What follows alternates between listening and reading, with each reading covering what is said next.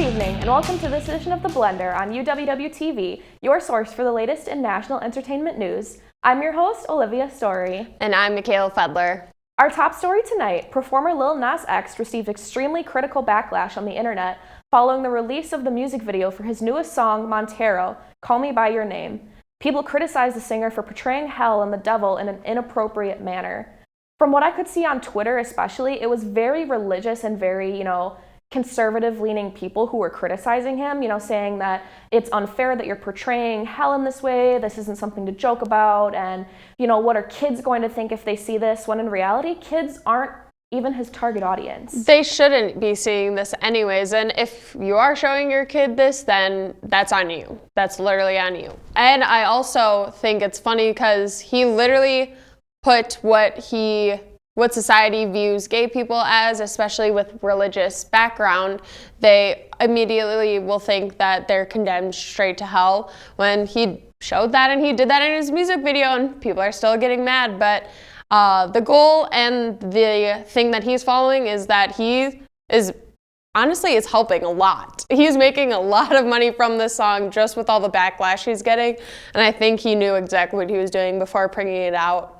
Oh, completely. I mean, he had months to prepare for this. I know in one of his tweets on the rampage he was going on, he said that he had prepared for this music video for 9 months because he just knew that people were going to criticize him for what he was portraying. And honestly, in my opinion, I think the video is actually pretty cool. I mean, I know it's typically his style to kind of do stuff like that, so I wasn't really shocked when I saw it because it is who he is as a person, but I honestly love the video, and I think it's just people having a problem with a gay man doing it. I swear, that is probably the best music video I've seen since Michael Jackson. So, moving right along, another big story tonight, Ariana Grande announced that she will be the newest guest judge on the singing competition show, The Voice. She's taking over for Nick Jonas, who has not yet announced why he is stepping down.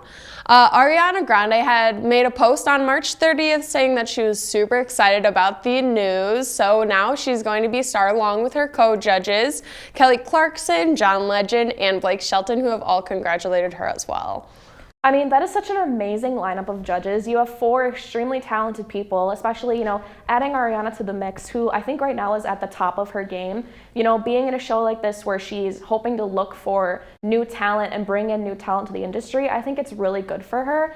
And I honestly can't imagine how excited she is to work with all these people as well. Especially with her live singing quality. She was in 13 when she was younger in a musical, and with Kelly Clarkson as well, coming straight from a competition singing show, I feel like they'll be a really great dynamic duo to also bring to the table for The Voice in general.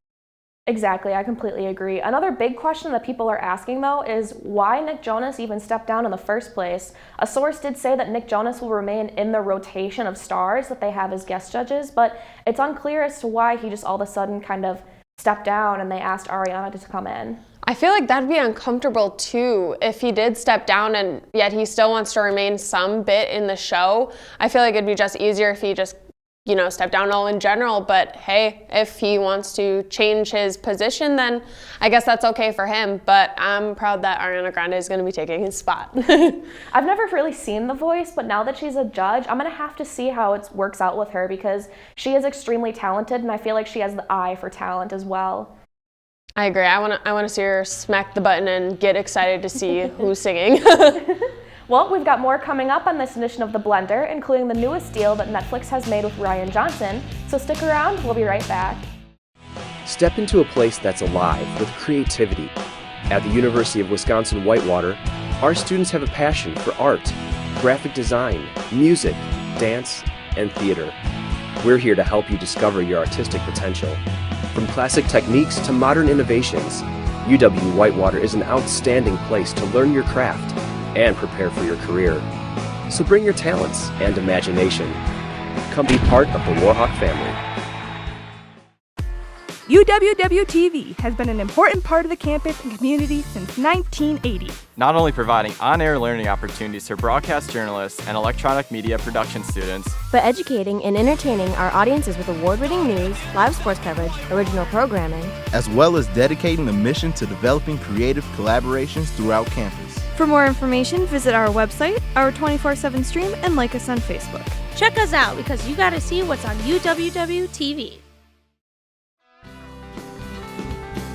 The UC can get you connected to all your basic needs. Grab a coffee and a meal. Study by the fireplace. Bowl, play, and relax when you want a break from homework. The UC has much more to offer to Whitewater students. Go to the UC's website to see what's going on this week. Welcome back to The Blender on UWW-TV, your source for the latest in national entertainment news. Another top story tonight, Netflix has announced that they have obtained the rights to the hit film Knives Out, reaching a $400 million deal with director Rian Johnson. Netflix will produce 2 more films for the franchise, keeping Johnson on as the director.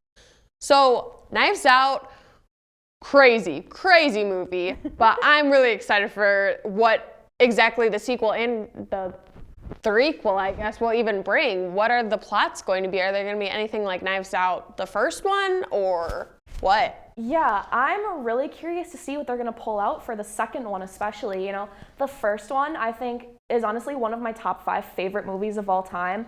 You have an amazing cast all together, you have an amazing plot line, and a super amazing twist ending at the end. I won't spoil it for anyone who hasn't seen it yet, but definitely go out and see the first one. It is fantastic. But my only big question for the plot, for the sequel at least, is will they have the plot be that the person who murdered the grandfather be released from prison?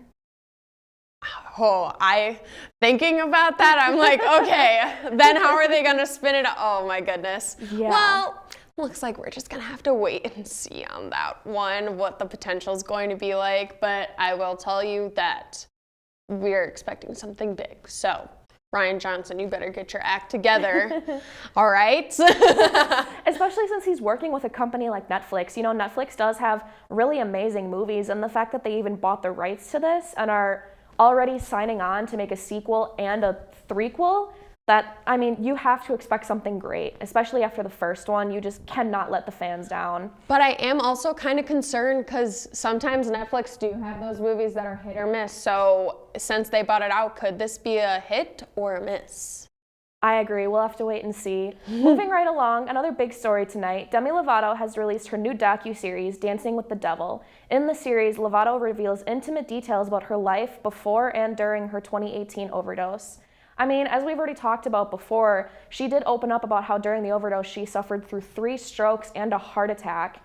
But even more details came out in this docuseries, which were just, I think, beyond what people were expecting to hear from her.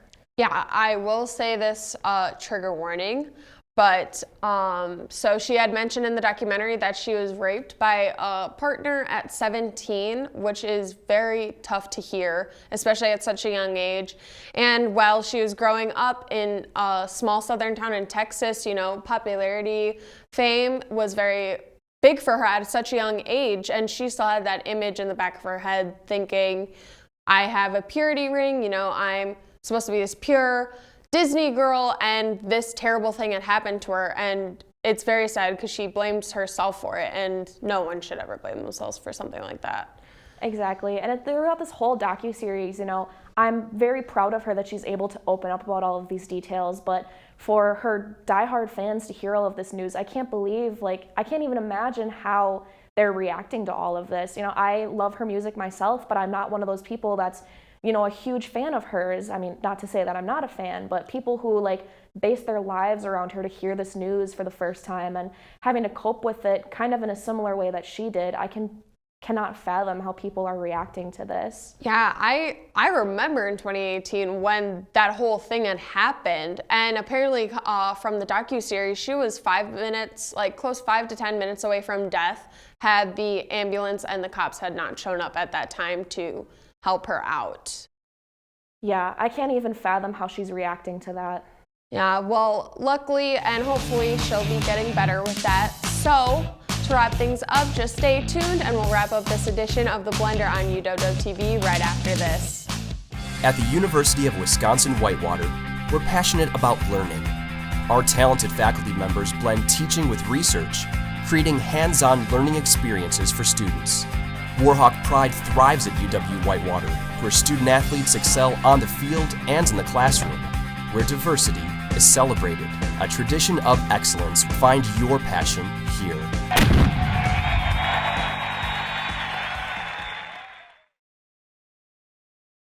Turn us on. Flip them off. 91.7 WSUW. 91.7 is a student-run radio station serving the Whitewater area with a variety of original programs, live sports broadcasting, community events, and more. So turn us on. 91.7 FM. Or stream us live at 917theedge.com.